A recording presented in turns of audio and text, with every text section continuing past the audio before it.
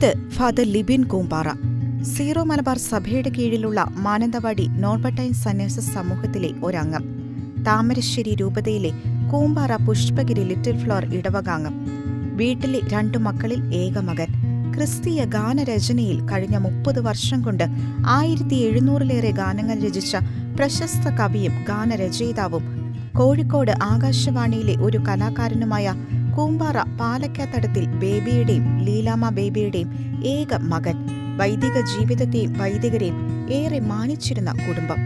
അതിനാൽ തന്നെ ധാരാളം വൈദികർ ഭവനത്തിൽ വരികയും പോകുകയും തന്റെ പിതാവിനോടൊപ്പം ഇടപെടുകയും ചെയ്തത് കണ്ട് ലിബിനച്ചൻ വളരെ ചെറുപ്പത്തിൽ തന്നെ ഒരു വൈദികനാകണമെന്ന മോഹം ഹൃദയത്തിൽ സൂക്ഷിച്ചു. അച്ഛനിലേക്ക് തന്നെ പോവാം. അച്ഛൻ്റെ ഒരു പ്രാർത്ഥന ഉണ്ടായിരുന്നല്ലോ, ദൈവജനത്തിന് വേണ്ടി ഒരു ബലി അർപ്പിക്കണം എന്നൊരു ആഗ്രഹവും പ്രാർത്ഥന വൈദികനായ ശേഷവും. അങ്ങനെ പ്രാർത്ഥനയ്ക്ക് ഇടയായ ഒരു സാഹചര്യം എന്തായിരുന്നു? തീർച്ചയായിട്ടും അത് വലിയൊരു വിശ്വാസ സാക്ഷ്യമാണ് എന്നെ സംബന്ധിച്ചിടത്തോളം. എൻ്റെ വ്യക്തിപരമായിട്ടുള്ള ജീവിതത്തിൽ ഒരു വൈദികൻ, ആ വൈദികൻ ഇടവക വൈദികനായാലും സന്യാസ വൈദികനായാലും ഒരു വൈദികനെ സംബന്ധിച്ചിടത്തോളം ബലിയർപ്പിക്കുക അല്ലെങ്കിൽ ദൈവജനത്തോട് വചനം പ്രസംഗിക്കുക, ഈ 2 ഉത്തരവാദിത്തങ്ങൾ ജീവിതത്തിൽ നിന്ന് നഷ്ടപ്പെട്ടു പോയാൽ തീർച്ചയായിട്ടും പൗരോഹിത്യത്തിൽ ഒരുപാട് വേദന അനുഭവിക്കേണ്ടതായിട്ട് വരും. എൻ്റെ ജീവിതത്തിലും അത്തരത്തിലുള്ള ഒരു അനുഭവത്തിലൂടെ ബലിയർപ്പിക്കാൻ സാധിക്കാത്ത, ദൈവജനത്തിന് വേണ്ടി വചനം പറയുവാനായിട്ട് സാധിക്കാത്ത ഒരു 1.5 വർഷത്തിലൂടെ ഞാൻ കടന്നുപോയി. തീർച്ചയായിട്ടും എൻ്റെ ആ അനുഭവം, ഞാൻ ആ വേദനയിലൂടെ കടന്നുപോയിട്ടുള്ള അനുഭവം ഞാൻ നിങ്ങളുമായിട്ട് പങ്കുവയ്ക്കുവാനായിട്ട് എനിക്ക് ഒത്തിരി സന്തോഷമുണ്ട്. തീർച്ചയായിട്ടും ഇതെൻ്റെ ഒരു എളിയ വിശ്വാസ സാക്ഷ്യമാണ്.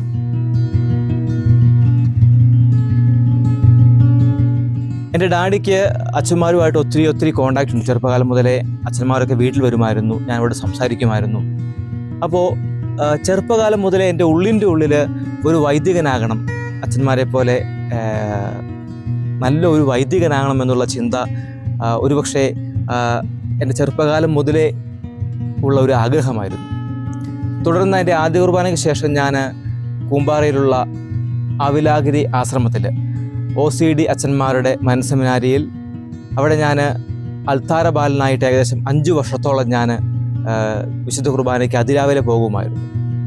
ഈ 2 സംഭവങ്ങളാണ് ഒരു വൈദികനാകണം എന്നുള്ള അതിയായിട്ടുള്ള, അതായത് വിശുദ്ധ കുർബാനയിൽ വിശുദ്ധ ബലി അർപ്പിക്കുന്ന, ഞാൻ അൾത്താര ബാലനായിരുന്നു. അപ്പോൾ തീർച്ചയായിട്ടും വിശുദ്ധ ബലി അർപ്പിക്കുന്ന, വിശുദ്ധിയോടെ വിശുദ്ധ ബലി അർപ്പിക്കുന്ന നല്ലൊരു വൈദികനാകണം എന്നുള്ള ഒരു ആഗ്രഹം ചെറുപ്പകാലം മുതലേ എൻ്റെ ഉള്ളിൻ്റെ ഉള്ളിലുണ്ടായിരുന്നു.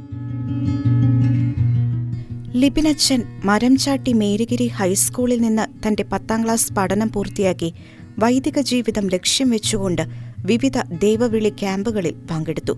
എന്നാൽ ദൈവഹിതം മറ്റൊന്നായിരുന്നു. ഏക മകനായതുകൊണ്ട് പല വാതിലുകളും അദ്ദേഹത്തിന് മുന്നിൽ കൊട്ടിയടയ്ക്കപ്പെട്ടു.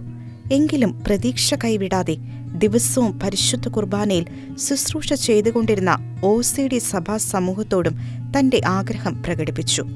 ഞാൻ അവിടുത്തെ സുപ്പീരിയർ അച്ഛനോട് പറഞ്ഞു, അച്ഛാ എനിക്ക് അച്ഛനാകുവാനായിട്ട് താല്പര്യമുണ്ട്, കർമ്മല മാതാവിൻ്റെ സഭയിൽ അച്ഛനാകുവാനായിട്ട് താല്പര്യമുണ്ടെന്ന് പറഞ്ഞു.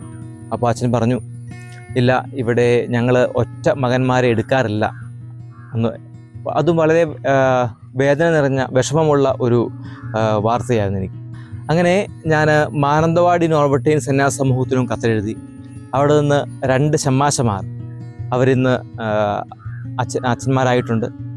ബെന്നി ആശാരികുന്നൽ അച്ഛനും സന്തോഷ് തെക്കയിൽ അച്ഛനും 2 പേര് എൻ്റെ വീട്ടിലേക്ക് വന്ന് നോർബർട്ടൈൻ സന്യാസ സമൂഹത്തെക്കുറിച്ച് പറഞ്ഞു. ഞാൻ ആദ്യമായിട്ട് കേൾക്കുന്നതായിരുന്നു. അങ്ങനെ മാനന്തവാടിയിൽ വരിക, കാണുക, ഞങ്ങളുടെ ആശ്രമം കാണുക, 1-2 ദിവസം കൂടെ താമസിക്കുക എന്ന് അവർ പറഞ്ഞു. ഒടുവിൽ ദൈവത്തിന്റെ വലിയ പദ്ധതി അനുസരിച്ച് തന്റെ വൈദിക ജീവിതം സാധ്യമാകാൻ തക്കവിധം നോർബർട്ടൈൻ സന്യാസ സമൂഹത്തിലേക്ക് സ്വീകരിക്കപ്പെടുകയും പരിശീലനത്തിലേക്ക് പ്രവേശിക്കുകയും ചെയ്തു. ആദ്യകാലങ്ങളിൽ തന്റെ ആഗ്രഹം എത്ര വലുതായിരുന്നിട്ടും ഭവനത്തെക്കുറിച്ചും മാതാപിതാക്കളെക്കുറിച്ചും സഹോദരിയെക്കുറിച്ചുമുള്ള ചിന്തകൾ അലട്ടിക്കൊണ്ടിരുന്നു. എങ്കിലും തന്റെ ഉള്ളിൽ കെടാതെ സൂക്ഷിച്ചിരുന്ന ആ ആഗ്രഹത്തിന്റെ മൂർച്ച വർദ്ധിപ്പിച്ച് എല്ലാ പ്രലോഭനങ്ങളെയും അച്ഛൻ പരാജയപ്പെടുത്തി. ഏകദേശം 1 മാസത്തിനുള്ളിൽ ഭയങ്കര അസ്വസ്ഥയായിരുന്നു ഉള്ളിൻ്റെ ഉള്ളിൽ. ഡാഡിയും മമ്മിയും കാണണം, വീട്ടിൽ പോകണമെന്നുള്ള ഭയങ്കരമായിട്ടുള്ള ശക്തമായിട്ടുള്ള തോന്നലുകളൊക്കെ ഉണ്ടായിരുന്നു. എങ്കിലും എൻ്റെ ഉള്ളിൻ്റെ ഉള്ളിൽ നല്ലൊരു അച്ഛനാകണം, ഒരു വൈദികനാകണം എന്നുള്ള ശക്തമായിട്ടുള്ള ഉൾപ്രേരണ എന്നെ സെമിനാരിയിലേക്ക് തുടരുവാനായിട്ട് എന്നെ പ്രേരിപ്പിച്ചു. ഞാൻ മാനന്തവാടി നോർബർട്ടൈൻ സന്യാസ സമൂഹത്തിലെ അച്ഛനാണെന്ന് പറഞ്ഞു. ഞങ്ങളുടെ സഭ തുടങ്ങിയിട്ട് 900 വർഷത്തോളമായി. വിശുദ്ധ നോർബർട്ടാണ് ഈ സഭയുടെ സ്ഥാപകൻ. ഫ്രാൻസിലെ പ്രിമോന്തറെ എന്ന സ്ഥലത്താണ് ഇത് സ്ഥാപിച്ചത്. മാനന്തവാടി നോർബർട്ടൈൻ സന്യാസ സമൂഹത്തിൻ്റെ പ്രത്യേകത, ഞങ്ങൾ സീറോ മലബാർ ഫൗണ്ടേഷനാണ്. സീറോ മലബാർ ലിറ്റർജി ഫോളോ ചെയ്യുന്ന, സീറോ മലബാറിൽ സ്ഥാപിതമായിട്ടുള്ള ഒരു ആബിയാണ്, ഒരു പ്രൊവിൻസാണ് ഞങ്ങളുടെ മാനന്തവാടി നോർബർട്ടൈൻ. നോർബർട്ടൈൻസിനെ സംബന്ധിച്ചിടത്തോളം വിശുദ്ധ കുർബാനയോട് ഏറ്റവും ഭക്തിയുള്ള, ഏറ്റവും ഒരുക്കത്തോടെ, ഏറ്റവും ആഘോഷമായി വിശുദ്ധ കുർബാനയും യാമപ്രാർത്ഥനകളും പ്രാർത്ഥിക്കുന്ന ഒരു സന്യാസ സമൂഹമാണ് നോർബർട്ടൈൻ സന്യാസ സമൂഹം. ഞങ്ങൾ ഒരുമിച്ച് താമസിക്കും. വിശുദ്ധ അഗസ്തീനോസിൻ്റെ നിയമസംഹിതകൾ പാലിച്ചുകൊണ്ട് ഏതു നല്ല പ്രവൃത്തികൾക്കും തയ്യാറാകുവാനായിട്ട് വിളിക്കപ്പെട്ടവരാണ് നോർബർട്ടൈൻ സന്യാസ സമൂഹം.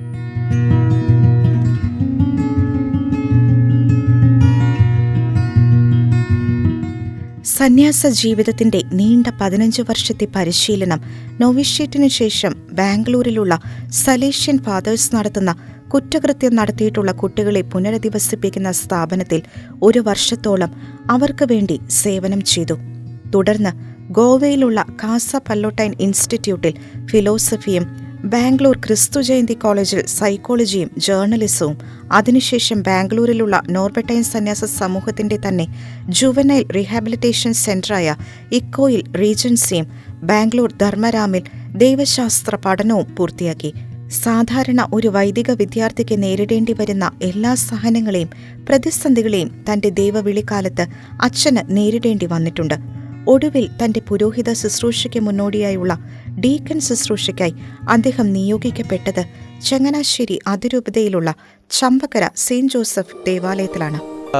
ചങ്ങനാശ്ശേരി അതിരൂപതയിലെ ചമ്പക്കര, കരകച്ചാലുള്ള ചമ്പക്കര സെയിന്റ് ജോസഫ് ദേവാലയത്തിൽ ഏകദേശം 7 മാസത്തോളം ഡീക്കനായിട്ട് എൻ്റെ ഡൈക്കനേറ്റ് മിനിസ്ട്രി ഞാൻ ചെയ്തത് അവിടെയാണ്. സത്യം പറഞ്ഞാൽ അവിടെ നിന്നാണ് ഞാൻ വിശുദ്ധ കുർബാന കൂടുതലായിട്ട് അനുഭവിച്ചറിയുന്നതും വിശുദ്ധ കുർബാന അർപ്പിക്കേണ്ടത് പഠിക്കുന്നതും അവിടെ നിന്നാണ്. ബഹുമാനപ്പെട്ട ജോസ് മുകളിൽ അച്ഛൻ്റെ ശിക്ഷണത്തിൽ, അച്ഛൻ്റെ കൂട്ടത്തിലായിരുന്നു ഞാൻ. അച്ഛനിൽ നിന്ന് ഒരുപാട് കാര്യങ്ങൾ പഠിക്കുവാനായിട്ട്, പ്രത്യേകിച്ചും യാമപ്രാർത്ഥനകൾ, വിശുദ്ധ കുർബാന, ഇതിനെക്കുറിച്ച് കൂടുതൽ അറിയുവാനും അതോടൊപ്പം തന്നെ കുടുംബ കൂട്ടായ്മകളിൽ പോയി ക്ലാസ്സുകൾ എടുക്കുവാനുമൊക്കെ ഒരുപാട് എന്നെ വളർത്തിയത് ഏകദേശം 7 മാസത്തോളമുള്ള എൻ്റെ ഇവിടുത്തെ അനുഭവങ്ങളായിരുന്നു. തന്റെ പൗരോഹിത്യ ശുശ്രൂഷയുടെ ഏറ്റവും അടുത്ത ഒരുക്കത്തിലേക്ക് അച്ഛൻ പ്രവേശിക്കുകയാണ്. അതിനായി ഡീക്കന്മാർക്കുള്ള ബഹുമാനപ്പെട്ട വട്ടായിലച്ഛന്റെ നേതൃത്വത്തിലുള്ള ധ്യാനത്തിൽ പങ്കെടുത്തു. തന്റെ ജീവിതത്തിലെ നിർണായകമായ ഒരു പ്രാർത്ഥന, ആ പ്രാർത്ഥനയ്ക്കായി കൊടുക്കേണ്ടി വന്ന വില അച്ഛൻ പറയുന്നത് ഇങ്ങനെയാണ്. 2012 ഡിസംബർ 29 എൻ്റെ പൗരോഹിത്യ സ്വീകരണം. അഭിവന്ദ്യ പോൾ ചിറ്റിലപ്പള്ളി പിതാവാണ് എനിക്ക് പൗരോഹിത്യം തന്നത്. എൻ്റെ പൗരോഹിത്യ സ്വീകരണ സമയത്ത് ഞാൻ ഈശോയുടെ ആത്മാർത്ഥമായിട്ട് നന്നായിട്ട് ഒരുങ്ങിയിരുന്നു. അട്ടപ്പാടിയിൽ നിന്ന് ധ്യാനിച്ചു വന്ന് നന്നായിട്ട് ആത്മാർത്ഥമായിട്ട് ഒരുങ്ങി ഈശോയോട് ആത്മാർത്ഥമായിട്ട് പ്രാർത്ഥിച്ചു. ഈശോയെ, എനിക്ക് ഡെലിവറൻസിൻ്റെ കൃപ വേണം. ഞാൻ ആരുടെ മേൽ കൈകൾ വയ്ക്കുന്നു, പ്രാർത്ഥിക്കുന്നു, അവിടെയൊക്കെ എന്താണ് തിന്മയുടെ ബന്ധനങ്ങൾ, പിശാചിൻ്റെ ബന്ധനങ്ങൾ വിട്ടുപോകുന്ന ഒരു വലിയ കൃപ തന്നെ അനുഗ്രഹിക്കണമെന്ന് ഞാൻ ഈശോയോട് പ്രാർത്ഥിച്ചു. ഇപ്പോഴുള്ളവരെ ഞാൻ ആത്മാർത്ഥമായിട്ട് പറയുക, എൻ്റെ പട്ടത്തിൻ്റെ ദിവസം അന്നു മുതൽ എൻ്റെ ജീവിതത്തിലേക്ക് ഒരുപാട് സഹനങ്ങൾ കടന്നു വരിക. ഞാൻ അറിയാതെ, ഞാൻ ചിന്തിക്കാതെ ഞാൻ കടന്നു പോകുന്ന ഓരോ മേഖലകളിലൂടെയൊക്കെ ഒരുപാട് സഹനങ്ങളുടെ വലിയ ഒരു കഥനക്കടൽ എൻ്റെ ജീവിതത്തിലേക്ക് കടന്നു വരിക. തന്റെ പൗരോഹിത്യ സ്വീകരണത്തിന് ശേഷം മാനന്തവാടി രൂപതയിൽ സെയിന്റ് കാതറിൻ ഇടവകയിൽ ലിബിനച്ചൻ പൗരോഹിത്യ ശുശ്രൂഷ ആരംഭിച്ചു. തുടർന്ന് വീണ്ടും ബാംഗ്ലൂരിലുള്ള തങ്ങളുടെ എക്കോ എന്ന സ്ഥാപനത്തിൽ അസിസ്റ്റന്റ് ഡയറക്ടറായി സേവനമനുഷ്ഠിക്കുകയും ചെയ്തു. തന്റെ B.Ed പഠനത്തിന് ശേഷം ചിക്കമാംഗ്ലൂരുള്ള സെയിന്റ് നോബർട്ട്സ് CBSE സ്കൂളിൽ വൈസ് പ്രിൻസിപ്പലായി സേവനം ചെയ്യുന്നതോടൊപ്പം തന്റെ ഉപരിപഠനങ്ങൾ പൂർത്തിയാക്കുകയും ചെയ്തു. തുടർന്ന് 2018-19 കാലയളവിൽ സെയിന്റ് നോർബർട്ടൈൻ ICSE സ്കൂളിൽ ഫിനാൻസ് ഓഫീസറായി ജോലി ചെയ്യവേ നനച്ചിരിക്കാതെ ചില വേദനകൾ കടന്നുവന്നു.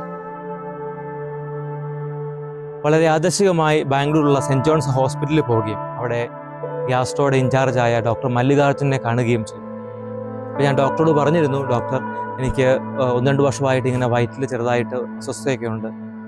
അപ്പോൾ ഡോക്ടർ അഡ്മിറ്റ് ചെയ്യുകയും എല്ലാ ടെസ്റ്റുകളൊക്കെ ചെയ്യുകയും ചെയ്തു. അപ്പോൾ ഡോക്ടർ പറഞ്ഞു, അച്ഛൻ്റെ വയറ്റിൽ ചെറിയൊരു ട്യൂമർ പോലെയുണ്ട്, അപ്പോൾ അതിന് നമുക്കൊരു CT ചെയ്യാം. 2ാമത്തെ ദിവസം CT എടുത്തു.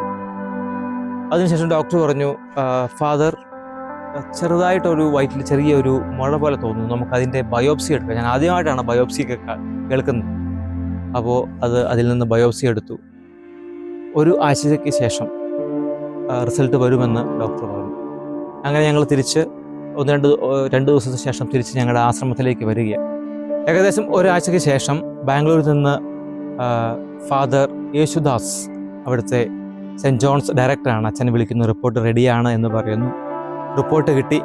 ഡോക്ടർ പറഞ്ഞു പെട്ടെന്ന് തന്നെ ഓങ്കോളജി ഡിപ്പാർട്ട്മെൻറ്റിലേക്ക് റെഫർ ചെയ്തു. ഡോക്ടർ രാകേഷിനെ കാണാനായിട്ട് പോയി.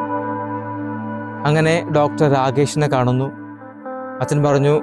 ഡോക്ടർ പറഞ്ഞു അച്ഛന് സ്യൂഡോമൈസോമ പെറിറ്റോണി PMP, അച്ഛൻ്റെ വയറ്റിൽ ഇങ്ങനെ ജെല്ല് പോലെ ഫോം ചെയ്തു. ആ ജെല്ല് ക്യാൻസർ സെൽസ് ഉണ്ട്. ഡോക്ടർ രാകേഷിനോട് പറഞ്ഞു, ഫാദർ കുറച്ച് അല്പസമയം പുറത്തിരിക്കുക, ഞാൻ അച്ഛന്മാരോട് സംസാരിക്കട്ടെ എന്ന് പറഞ്ഞു. ഞാൻ പുറത്തു വന്ന് മൊബൈലെടുത്ത് ഞാൻ നോക്കി, സ്യൂഡോമൈസോമ പെറിറ്റോണി, PMP, ജെല്ലി ബെല്ലി, ഇങ്ങനെയുള്ള കാര്യങ്ങളൊക്കെ ടേംസൊക്കെ ഞാൻ ഗൂഗിളിൽ ബ്രൗസ് ചെയ്തു. അപ്പോൾ എനിക്ക് മനസ്സിലായി എൻ്റെ ലൈഫ് അധികമില്ല, ഏതാനും മാസങ്ങൾ മാത്രമേ ഉള്ളൂ എന്നുള്ള ചിന്ത എൻ്റെ മനസ്സിൽ. ശരിക്കും ഒരു മരണത്തെ മുഖാമുഖം കണ്ട ഒരു നിമിഷമായിരുന്നു. അങ്ങനെ അച്ഛന്മാരുടെ കൂട്ടത്തിൽ ഞാൻ തിരിച്ച് ഞങ്ങളുടെ ആശ്രമത്തിലേക്ക് പോകുന്ന വഴി വീട്ടിൽ നിന്ന് മമ്മിയുടെ കോൾ വന്നു. ഡാഡിക്ക് എത്രയും പെട്ടെന്ന് ഹാർട്ടിൻ്റെ സർജറി വേണം. ഞാൻ വീട്ടിൽ എൻ്റെ കാര്യങ്ങളെക്കുറിച്ചൊന്നും ഞാൻ പറഞ്ഞില്ലായിരുന്നു. ക്യാൻസർ അതിന്റെ അതിരുകൾ ലംഘിച്ച് അതിന്റെ ഭീകരരൂപം അച്ഛന്റെ മനസ്സിനെയും ശരീരത്തെയും വേദനിപ്പിക്കുമ്പോഴും എല്ലാം ദൈവനിശ്ചയം, ദൈവത്തിൽ പ്രത്യാശയർപ്പിച്ച് പ്രാർത്ഥനയോടെ തുടർ ചികിത്സയ്ക്കും ശസ്ത്രക്രിയയ്ക്കുമുള്ള കാര്യങ്ങൾ ഒരുക്കി തുടങ്ങി. എല്ലാം ദൈവനിശ്ചയം എന്ന് വിശ്വസിച്ച് ദൈവത്തിൽ പ്രത്യാശയർപ്പിച്ച് പ്രാർത്ഥനയോടെ തുടർ ചികിത്സയ്ക്കും ശസ്ത്രക്രിയയ്ക്കുമുള്ള ഒരുക്കങ്ങൾ നടത്തി. അങ്ങനെ വളരെ ആകസ്മികമായിട്ടാണ് ഈ സംഭവം. വീട്ടിൽ ഡാഡിക്ക് എത്രയും പെട്ടെന്ന് ഹാർട്ടിൻ്റെ സർജറി വേണമെന്നുള്ള വാർത്ത വന്നത്. പ്രിയമുള്ളവർ, ഈ 2 കാര്യങ്ങൾ എൻ്റെ ലൈഫിനെ പിടിച്ച് കുലുക്കിയ 2 സംഭവങ്ങളായിരുന്നു. തീർച്ചയായിട്ടും ഞാൻ കണ്ണ് അടച്ചാൽ നമ്മൾ ഇരുട്ട് കാണുന്ന പോലെ കണ്ണ് തുറന്നാൽ ഇരുട്ട് കാണുന്ന ഒരു അനുഭവം. മരണത്തെ നമ്മൾ കാണുമ്പോൾ എപ്രകാരമാണ് മരണം നമ്മുടെ മുമ്പിലേക്ക് വന്നിരിക്കുന്ന ഒരു അനുഭവം, ഞാൻ അതിലൂടെ കടന്നു പോവുകയായിരുന്നു. ഞാൻ നിശബ്ദനായി ശാന്തനായി എൻ്റെ കണ്ണുകളെല്ലാം നിറഞ്ഞ് ഞാൻ വണ്ടിയിലിരുന്നു. തിരിച്ച് ഞങ്ങളുടെ ആശ്രമത്തിലെത്തി, നോർബർട്ട് ഭവൻ കമ്മ്യൂണിറ്റിയിലെത്തി, ആശ്രമത്തിലെത്തി. ഞാൻ ആശ്രമത്തിലുള്ള ഗ്രോട്ടോയിലുള്ള മാതാവിൻ്റെ അടുത്തേക്ക് പോയി മാതാവിനെ സമർപ്പിച്ചു. എൻ്റെ റൂമിലേക്ക് വന്നു.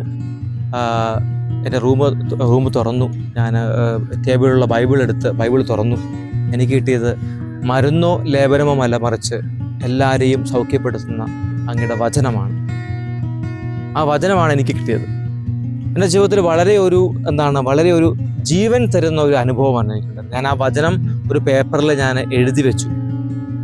ഞാൻ പ്രാർത്ഥിച്ചു. അതിനുശേഷം ഞാൻ വിശുദ്ധ കുർബാനയിൽ പോയി ഈശോയ്ക്ക് പൂർണ്ണമായിട്ട് ഞാൻ സമർപ്പിക്കുക.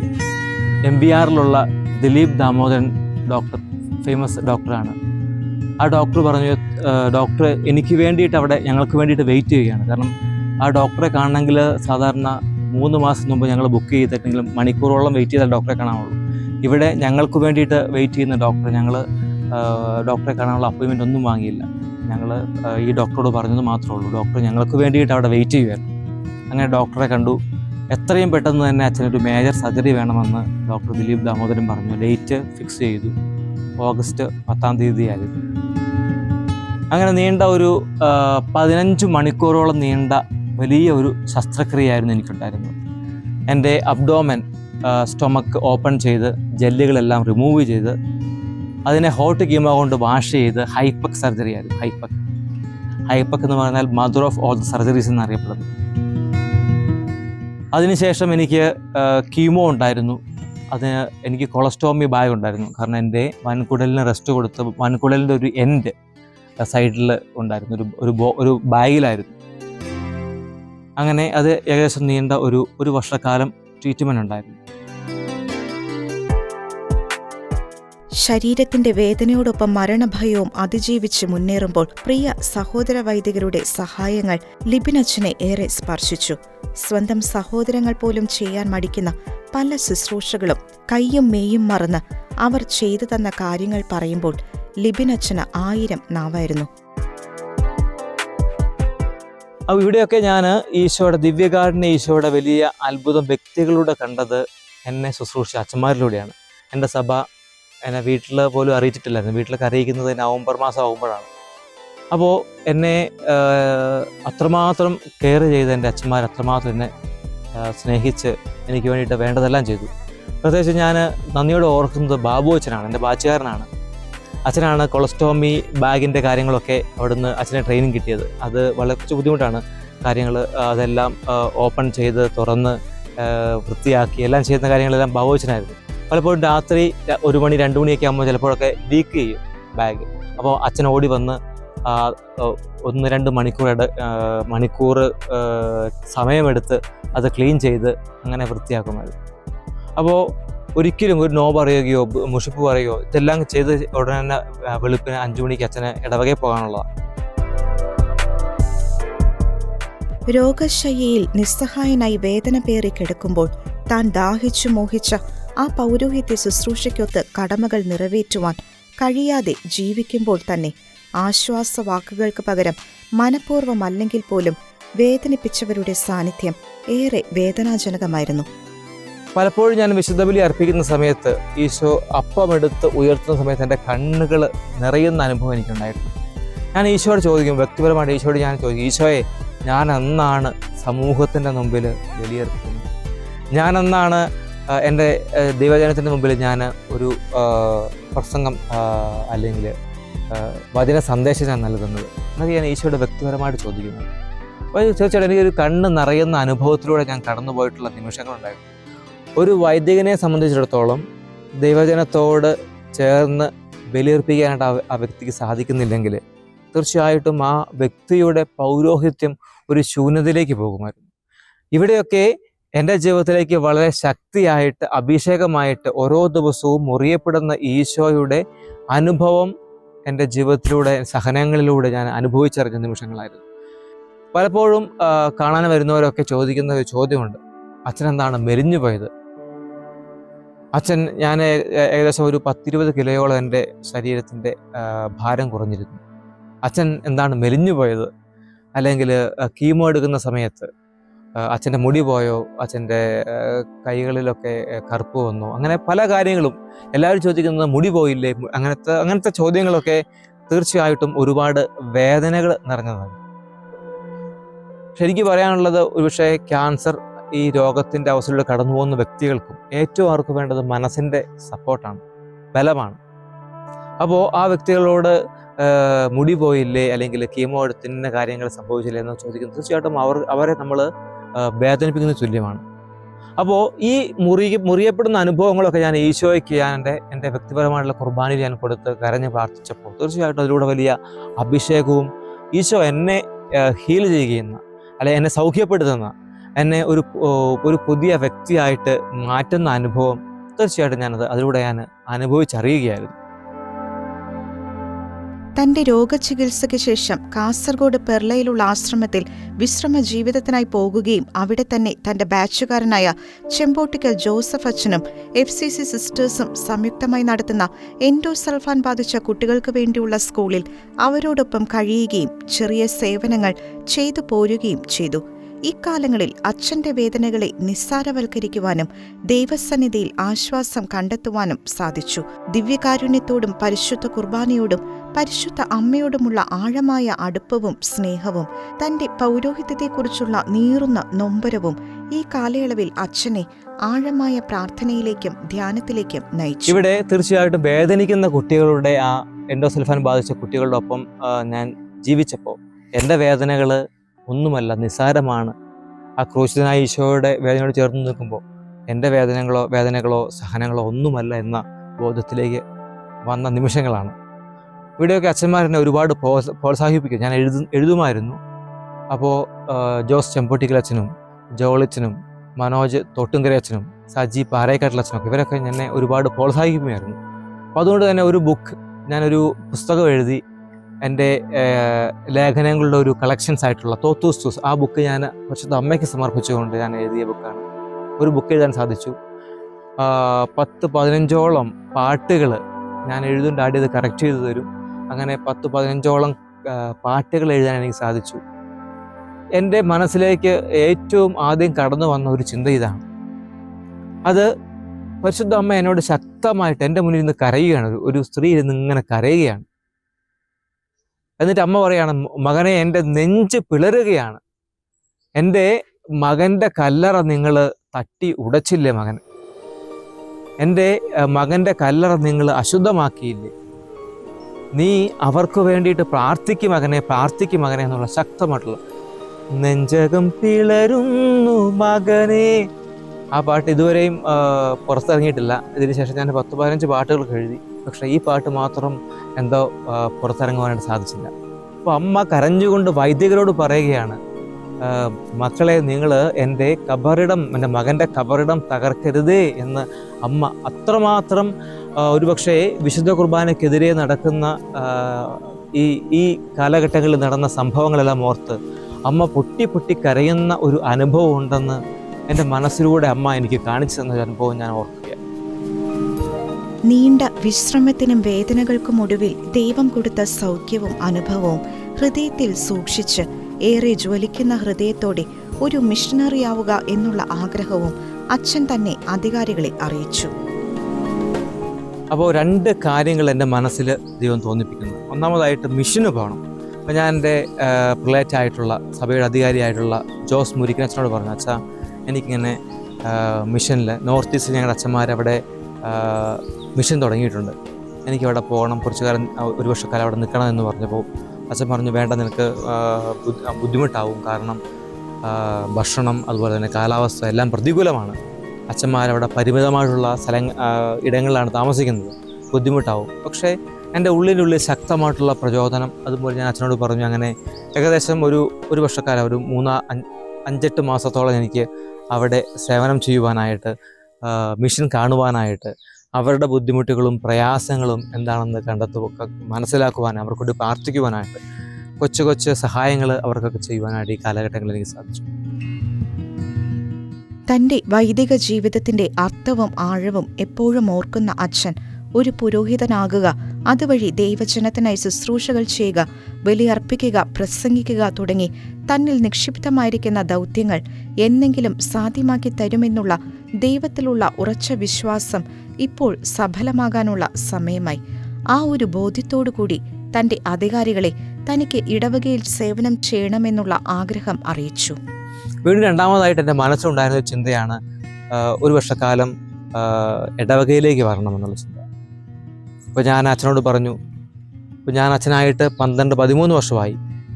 അപ്പോൾ എന്നോട് പറഞ്ഞു, നീ ഇപ്പോൾ ഒരു എൻ്റെ സുപ്പീരിയർ അച്ഛനായിട്ടുള്ള ജോസ് മുരികച്ചൻ പറഞ്ഞു, അച്ഛൻ ഇനി ഒരു ഇടവകയിലേക്ക് വികാരിയായിട്ട് പോകുമ്പോൾ ഒരുപാട് ഉത്തരവാദിത്തങ്ങളുണ്ട്, അച്ഛന് ബുദ്ധിമുട്ടാകും. അപ്പോൾ ഞാൻ പറഞ്ഞു, ഞാനൊരു കൊച്ചനായിട്ട് ഞാൻ പൊക്കോളാം എന്ന് ഞാൻ അച്ഛനോട് പറഞ്ഞു. അങ്ങനെ അച്ഛൻ എന്നോട് ചോദിച്ചു, അച്ഛന് ചങ്ങനാശ്ശേരി പോകണോ പാലായിൽ പോകണോ? ഇപ്പോൾ താൻ അസിസ്റ്റന്റ് വികാരിയായിരിക്കുന്ന കേരളത്തിലെ ചരിത്ര പ്രസിദ്ധമായ വിശുദ്ധ ഗീവർഗീസിന്റെ നാമത്തിലുള്ള തീർത്ഥാടന ദേവാലയമായ അരുവിത്തുറ പള്ളിയിലേക്ക് വന്നതിന്റെ ചരിത്രം അച്ഛൻ പറയുന്നു. എൻ്റെ വല്യപ്പൻ്റെ അപ്പനായിട്ട് കടപ്ലാമറ്റത്തു നിന്നും മലബാറിലേക്ക് പോയവരാണ്. ചെറുപ്പകാലം മുതലേ പാല എന്ന് കേൾക്കുകയും പാലാക്കാരൊക്കെയാണ് ഞങ്ങളുടെ മലബാറിൽ ഞങ്ങളുടെ അയൽപ്പക്കനായിട്ടുള്ളത് എല്ലാവരും ഉള്ളത്. അപ്പോൾ പാലാരൂപതയിൽ ഒന്ന് സേവനം ചെയ്യണം എന്നുള്ള ഒരു ആഗ്രഹം മനസ്സിലുണ്ട്. ഞാൻ എൻ്റെ അധികാരി അറിയിച്ചു. എൻ്റെ സുപ്പീരിയർ അച്ഛൻ അഭിവന്ധ്യ ജോസഫ് കല്ലറങ്ങാട്ട് പിതാവിനോട് പറഞ്ഞു. അങ്ങനെ ഒരു നിയോഗം പോലെ പിതാവാണ് എന്നെ അരുവിത്തറ പള്ളിയിലേക്ക് അസേന്തിയായിട്ട് എന്നെ വിടുന്നത്. ഞാൻ അരുവിത്തറയ്ക്ക് വരുന്നു എന്നറിഞ്ഞപ്പോൾ ഒത്തിരിയേറെ സന്തോഷമുണ്ട്. കാരണം എൻ്റെ മമ്മിയുടെ വീട് കാഞ്ഞിരപ്പള്ളിയാണ്. അപ്പോൾ ചെറുപ്പകാലം മുതലേ ഞാൻ കോഴിക്കോട് നിന്ന് കൂമ്പാറയിൽ നിന്ന് പേട്ടയിലേക്ക് വരും. അവിടെ പേട്ട ഇറങ്ങി വില്ലേജിൻ്റെ അടുത്തൊന്ന് പ്രാർത്ഥിച്ചതിന് ശേഷമാണ് ഞങ്ങൾ മമ്മിയുടെ വീട്ടിലേക്ക് പോയിരുന്നത്. തൻ്റെ ഈ സഹനത്തിൻ്റെ കാലമൊക്കെയും ദൈവം മറ്റൊരു നിയോഗം ഉള്ളിൽ നിക്ഷേപിച്ചിരുന്നു.